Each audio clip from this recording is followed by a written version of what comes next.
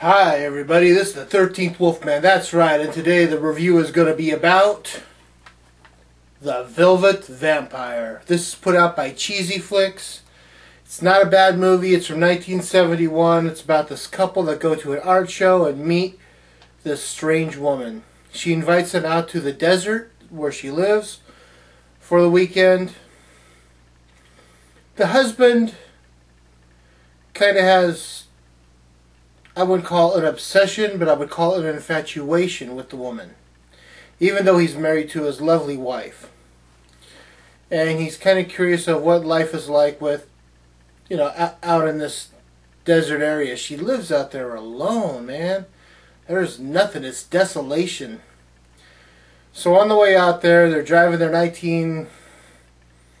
it's a 1971 or 72 Ford Mustang. Not a bad looking car.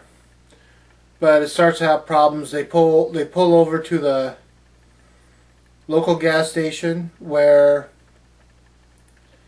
the mechanic says he could fix it, but it's going to take a little while. So the lady that they met at the art gallery shows up in her little dune buggy. This movie is so late 60s, early 70s. You got the Volkswagen dune buggy, and she shows up in the dune buggy and takes him back to her place. A rather spacious place, if I must say so myself. And while the couple sleeps, they're having these really bizarre dreams, but they're both having them, and it's not freaking each other out. They're both having the same dreams, which is really weird. The woman turns out to be, a vampire. I'm going to leave it at that. And I'm going to let you guys pick this up and watch it. The movie does star Michael Blodgett, Sherry Miles, and Celeste Yarnell. Celeste Yarnell plays the Velvet Vampire. The woman, Diane. Lee Ritter is the guy. Or not Lee Ritter, but Michael Blodgett plays Lee Ritter, the husband. And Sherry Miles plays his wife, Susan. Sherry Miles is a hottie, I will say that. And you do have your fair share of nudity in here.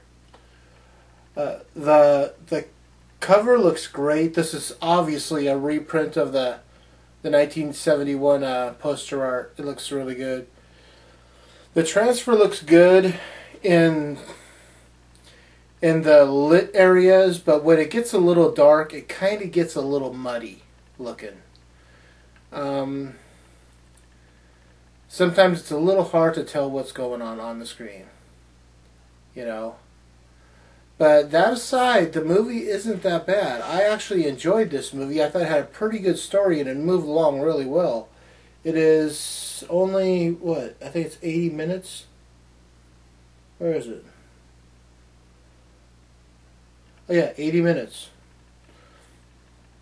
Like I said, it's actually a pretty good film. I would give this, let's see. This is 2 3/4 chainsaws.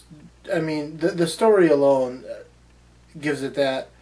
Like I said, the transfer in some cases looks a little muddy in the dark spots, but there's not a lot of them. I mean, they do have a lot of areas where there's sunlight. For some reason, in this movie, one of the rules that doesn't affect the vampire is direct sunlight. Because she's driving that dune buggy out in the sun. Her body's entirely covered up except for her face. And her face isn't burning, so I don't know. They never really explain the rules. I mean, their set of rules, so. But yeah, Cheezy Flicks put this out. I will leave the link below for Cheezy Flicks down there.